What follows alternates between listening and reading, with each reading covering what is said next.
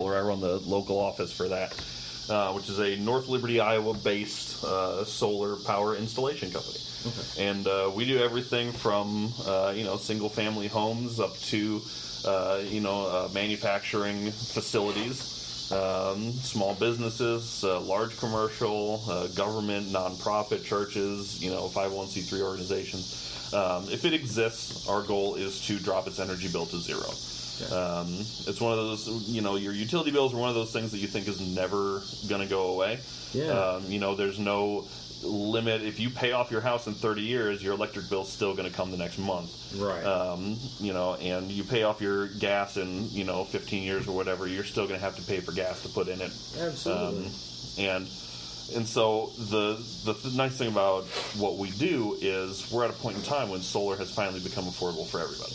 Yeah. About 7 years ago, the price of solar dropped 90% in 5 years, which is a huge drop, and it just really, the incentives got really good, the tax incentives, there's cash incentives in Illinois, rebates and shit, and our whole, the company mentality is just to go one person at a time, one business at a time, and incorporate solar power into the fabric of our everyday lives. I see it kind of as a community calling. Yeah.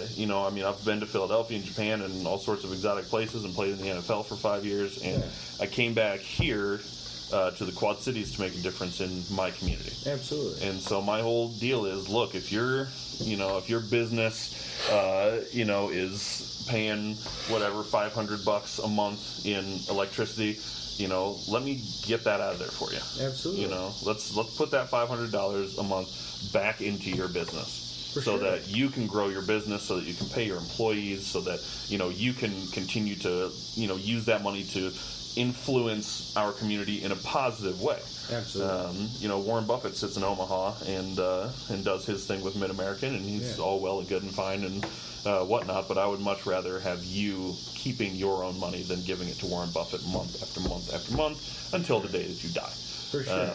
So that's kind of where we are. And running a house with myself, my wife, 2 little ones, and a 17-year-old, the showers and the baths, there are plenty. So the energy and all these lights are on and all these different bills going. It's a lot to take on. Yeah.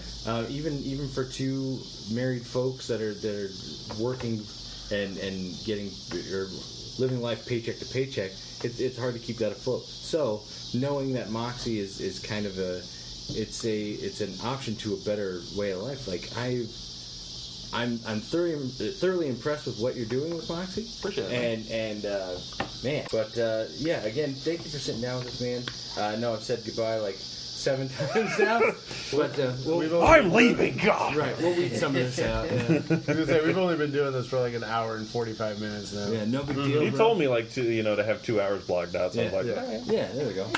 Paul will be mad, but you know what they say, mad wife, oh, you're fucked. Right. And not in the way you like. Not the way that you like. That's too bad. But yeah, so again, thank you for coming in, man. For this episode, this is Brandon. This is Jake. I'm Ian. And thank you again for coming in, Julian. I'm Julian.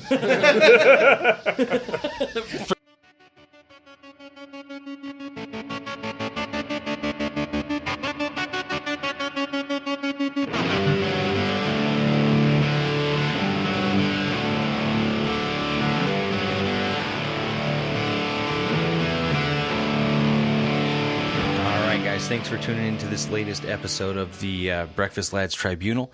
If you've enjoyed listening to this podcast and would like to listen to others like it, go over to questendnetwork.com. They've got a lot of great podcasts and articles. They also stream video games if you're into that sort of thing.